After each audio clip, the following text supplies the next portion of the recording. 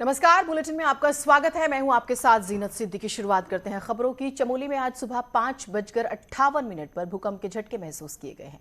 भूकंप का केंद्र जोशीमठ के करीब बताया जा रहा है। रिक्टर स्केल पर भूकंप की तीव्रता 4.9 मापी गई है।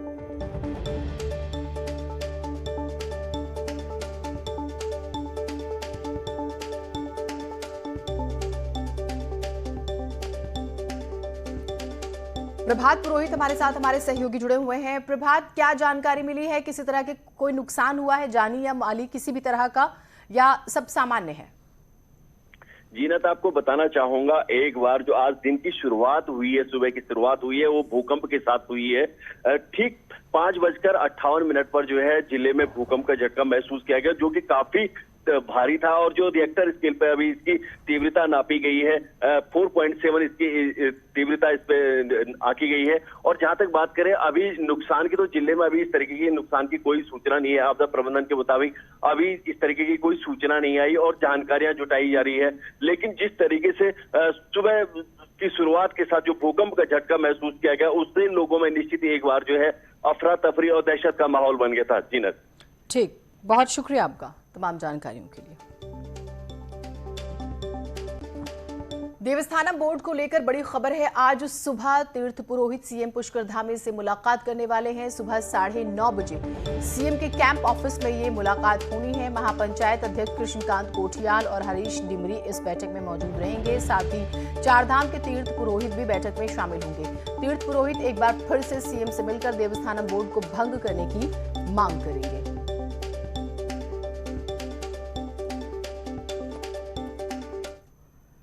आगे बढ़ते हैं खबरों में। आज जो सीएम पुष्कर सिंह धामी टिहरी दौरे पर रहने वाले हैं, जहां कई योजनाओं का वो शिलान्यास और लोकार्पण करेंगे। इसके साथ ही सीएम जिले के अधिकारियों के साथ समीक्षा बैठक करेंगे। टिहरी झील भी देखने जाएंगे सीएम, तो ये भी खबर है।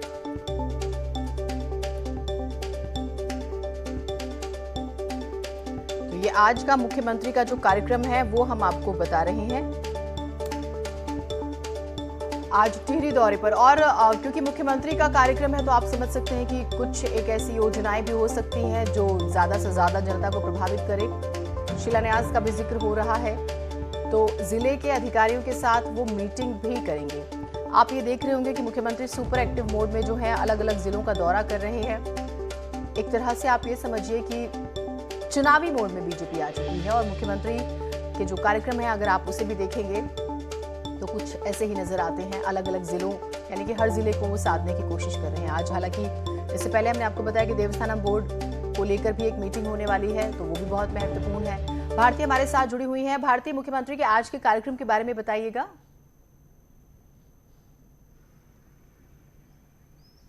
देखिए, सबसे पहले तो आज जो सबसे बड़ी खबर है वो यही है कि देवस्थानम बोर्ड को लेकर मीटिंग होने वाली है। सुबह 9:30 बजे सीएम धामी के साथ पंडा समाज के जो लोग हैं वो जाने वाले हैं और देवस्थानम बोर्ड को भंग करने की जो मांग है, उनकी एक प्रमुख मांग है, उसी को लेकर ये मीटिंग सुबह होने वाली है। इसके अलावा इस मीटिंग में अपनी तमाम बातों को रखेंगे। अभी तक जो दिक्कतें आई हैं जीनत, देवस्थानम बोर्ड को लेकर पंडा समाज के सामने विरोध प्रदर्शन जो हम देख रहे हैं चारधाम में चल रहा है, उन तमाम बातों को यहाँ पर पंडा समाज मुख्यमंत्री के सामने रखने वाला है और इस पर डिस्कशन यहाँ पर किया जाएगा, क्या कुछ दिक्कतें हैं इस एक्ट पे।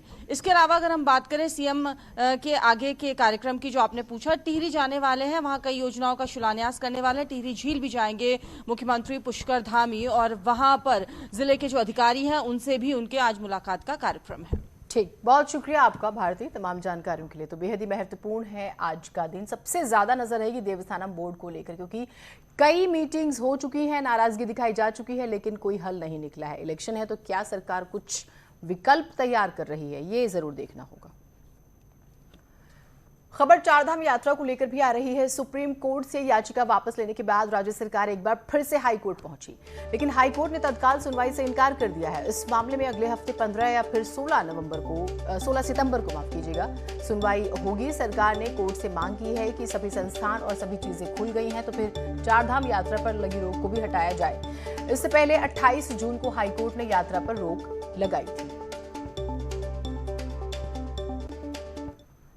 दरअसल चारधाम यात्रा को करीब 1.5 महीने का ही वक्त बचा है। अब इंतजार हाईकोर्ट के फैसले का है, लेकिन उससे पहले पंडा पुरोहितों से लेकर विपक्षी दल भी सरकार को घेरने का कोई मौका नहीं छोड़ रहे। लिहाजा सरकार बहुत समझ के कदम बढ़ा रही है।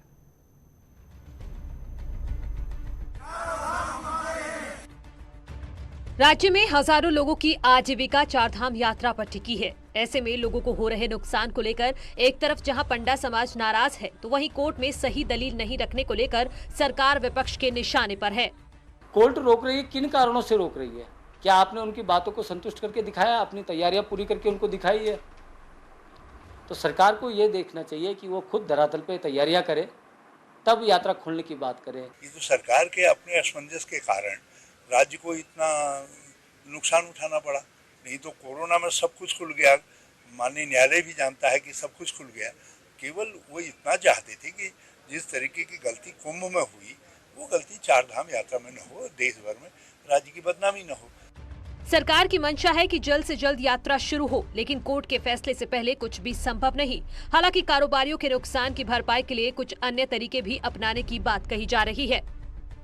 हम फिर भी प्रयास कर रहे हैं, माननीय मुख्यमंत्री जी का भी ये प्रयास है कि जल्दी यात्रा शुरू हो, परंतु इसके बाद जो विंटर गेम्स हमारे होते हैं और विंटर की जो बर्फबारी का जो टूरिज्म होता है, उसको हम काफ़ी महत्व देंगे और हम लोगों से आकर्षित करेंगे लोगों को कि हमारे विंटर जो हमारे फेस्टिवल्स होते हैं, विंटर जो टूरिज्म होता है, उसको हम बढ़ावा दें ताकि लोगों की भरपाई हो सके।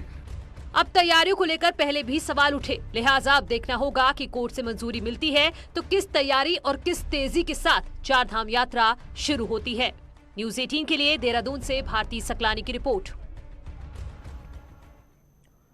उधर उत्तराखंड ओपन यूनिवर्सिटी की भर्तियों को हरीश रावत ने फर्जीवाड़ा करार दिया और रावत ने यहां तक आरोप लगाया है कि इसी वजह से राज्यपाल बेबी रानी मौर्य को अपने पद से इस्तीफा देना पड़ा। हरीश रावत ने कहा है कि राज्यपाल की बलि किस लिए ली गई और राज्यपाल को क्यों हटाया गया, ये खोज का विषय है, क्योंकि ओपन यूनिवर्सिटी में इससे फर्जीवाड़े का खुलासा हो गया। हरीश रावत ने अन्य दोषियों पर भी कार्रवाई की मांग की। ओपन यूनिवर्सिटी में 56 पदों पर फर्जी भर्ती का आरोप लगा है और इस भर्ती पर राज्यपाल बेबी रानी मौर्य ने सवाल उठाए थे।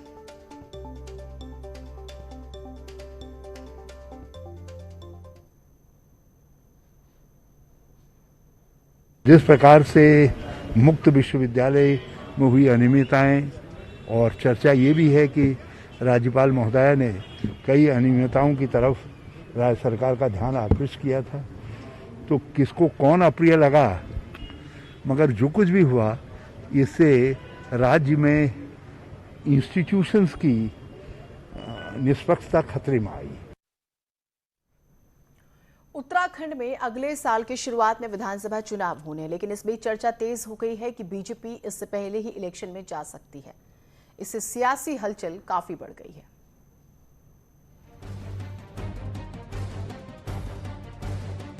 मार्च 2022 में मौजूदा उत्तराखंड सरकार को 5 साल पूरे होंगे और इसी लिहाज से माना जाए तो जनवरी या फिर फरवरी में विधानसभा चुनाव होंगे। लेकिन अब बदले सियासी घटनाक्रम में चर्चा जोरों पर है कि सरकार अक्टूबर या फिर नवंबर में ही चुनाव में जा सकती है। सूत्रों की माने तो आम आदमी पार्टी की घुसपैठ, एकजुट हो रही कांग्रेस को बीजेपी और समय नहीं देना चाहती। हालांकि कांग्रेस प्रदेश अध्यक्ष बीजेपी को ललकारते हुए कह रहे हैं कि वो किसी भी समय चुनाव मैदान में उतर जाएं, हम पूरी तरह से तैयार हैं। हम पूरी तरह से अगले विधानसभा चुनाव के लिए तैयार हैं। पार्टी हर स्तर पर हम तो भारतीय जनता पार्टी को ललकारते हैं कि जहां पर आके मुकाबला करना चाहते हैं, हम वहां पर मुकाबला करने के लिए तैयार हैं। हम तैयार हैं। कांग्रेस की ललकार को बीजेपी तवज्जो नहीं देना चाहती और सरकार के प्रवक्ता का कहना है कि चुनाव समय पर होंगे, कांग्रेस से कोई डर नहीं है। कांग्रेस की प्राथमिकता इस राज्य में है ही नहीं, कांग्रेस कहीं नहीं है। इस राज्य के लिटरेसी रेट बहुत ज्यादा है और राज्य के लोग जानते हैं कि भस्मासुर को आशीर्वाद देकर के क्या स्थिति हुई थी। निश्चित रूप से समय पर चुनाव होंगे। अब बीजेपी ये जरूर कहती है कि उन्हें कांग्रेस से कोई खतरा नहीं है और चुनाव समय पर होंगे, लेकिन ये भी सच है कि बिना आग के धुआं नहीं उठता और ऊपर से अफसरों के होते तबादले ने भी चुनावी चर्चा को हवा दे दी है। देहरादून से न्यूज़ 18 के लिए सुनील नवप्रभात की रिपोर्ट। बीजेपी और कांग्रेस में नेता जोड़ने तोड़ने को लेकर खींचतान कर रहे हैं। हरीश रावत का कहना है कि 2016 की तरह बीजेपी हर लालच दे रही है। बीजेपी का कहना है कि जिस जहाज में कप्तान को जनता ने डुबोया हो वहां कौन सुरक्षित रह सकता है।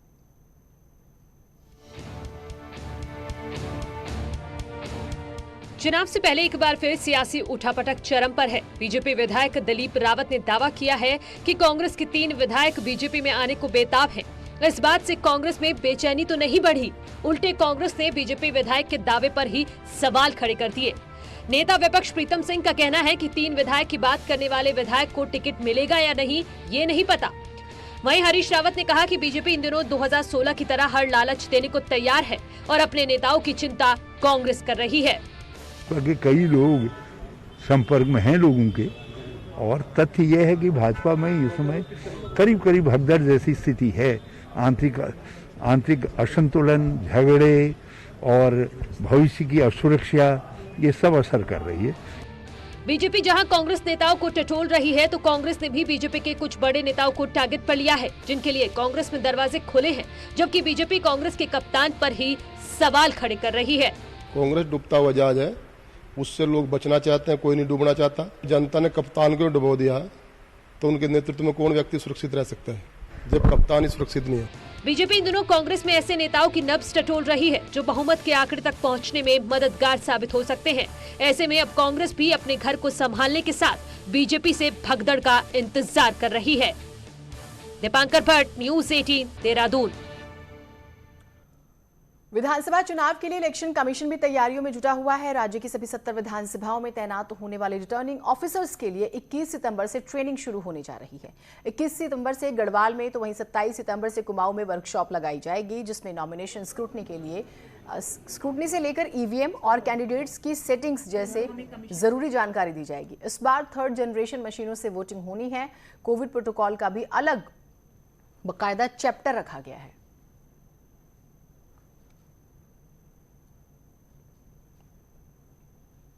करने के बाद उस पर एक सर्टिफिकेशन भी होगा, ताकि वो जिस लेवल का नॉलेज होना चाहिए वो पाए हैं नहीं पाए हैं, उसको देख के सर्टिफिकेशन भी उनका होगा। तो ये एक डिटेल्ड ट्रेनिंग उनका किया जाएगा।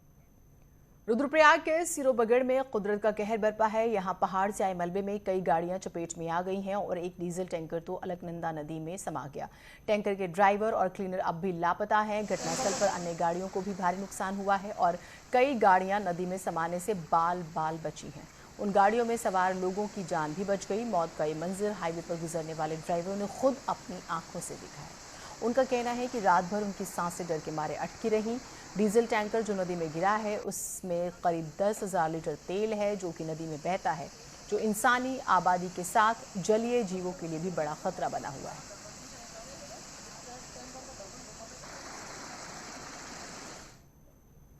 चमोली के कर्णप्रयाग में बाबा आश्रम के पास लैंडस्लाइड की वजह से बद्रीनाथ हाईवे बंद हो गया है। करीब 3 घंटे की मशक्कत के बाद हाईवे को खोला गया।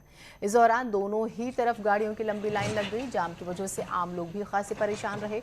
खबर मिलने के बाद पहुंची एनएच की टीम ने हाईवे को खुलवाया है।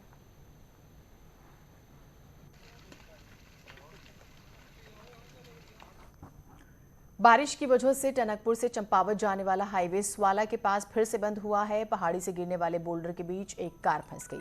स्थानीय लोगों ने किसी तरह से कार को मलबे से निकाला और एक बड़ा हादसा होने से बच गया। आए दिन सड़क हादसे जो हैं वो हो रहे हैं। सड़क बंद हो रही है और ऑल वेदर रोड पर अब सवाल उठने लगे हैं। खाद्य पदार्थों में शिकायत पर टिहरी में खाद्य सुरक्षा विभाग ने कई बाजारों में छापा मारा और चंबा बाजार में एक्सपायरी डेट के खाने के सामान के पैकेट जब्त किए। मीट की दुकानों में गंदगी मिलने पर 7 दुकानों का चालान काटा। अधिकारियों ने बताया कि इस तरह की कार्रवाई आगे भी जारी रहेगी। ये मीट की दुकानों और सब्जी की दुकानों के निरीक्षण किया जा रहा है, जिसमें कि कटे पटे फल और सब्जियां जहाँ भी पाई जा रही हैं उसको डिस्ट्रॉय कराया जा रहा है और उनको नोटिस जारी किए जा रहे हैं। अभी तक हम लोगों ने ये अभियान लगातार चला रहे हैं और कंटिन्यू चलता रहेगा। हल्द्वानी में पुलिस ने एक ऐसे शख्स को गिरफ्तार किया है जो नशीले इंजेक्शंस बेचा करता था। इस इंसान के पास से पुलिस ने 500 से ज्यादा नशे के इंजेक्शंस बरामद किए हैं। एनडीपीएस एक्ट के तहत इन इंजेक्शंस पर रोक है, लेकिन यहां खुलेआम इन्हें बेचा जा रहा था। अमेरिका में 21 साल पहले बड़ा आतंकवादी हमला हुआ था जब आतंकियों ने वर्ल्ड ट्रेड टावर को उड़ा दिया था। इस घटना को देहरादून के रहने वाले इंटरनेशनल फोटोग्राफर कमल शर्मा ने अपने कैमरे में कैद किया था। 3000 से ज्यादा लोग इस हमले में अपनी जान गंवा बैठे थे। कमल शर्मा आज भी वो दिन याद करके सिहर उठते हैं। 21 साल पहले उन्होंने जो अमेरिका में फोटो खींची थी उसकी प्रदर्शनी शुक्रवार को गढ़वाल पोस्ट और ग्राफिक्स एरा के सहयोग से लगाई गई। दुनिया जो है वो प्रेम से चलेगी, नफरत से नहीं चलेगी, आतंक से नहीं चलेगी। हम सबको मिलकर इसका मुकाबला करना पड़ेगा, इसको डिस्करेज करना पड़ेगा और यही मेरे एग्जीबिशन लगाने का पर्पस है। गणेश चतुर्थी के मौके पर हरिद्वार में जगह जगह पर गणपति की स्थापना की गई। यहां गेट भवन में वैक्सीनेशन की थीम पर गणपति की स्थापना हुई है, जिसमें भगवान गणेश को वैक्सीन के आकार की बोतल में बैठाया गया है और हाथ में एक इंजेक्शन भी दिया गया है। आयोजकों के मुताबिक कोरोना वैक्सीनेशन के लिए लोगों को जागरूक करने के लिए वैक्सीनेशन थीम रखी गई है।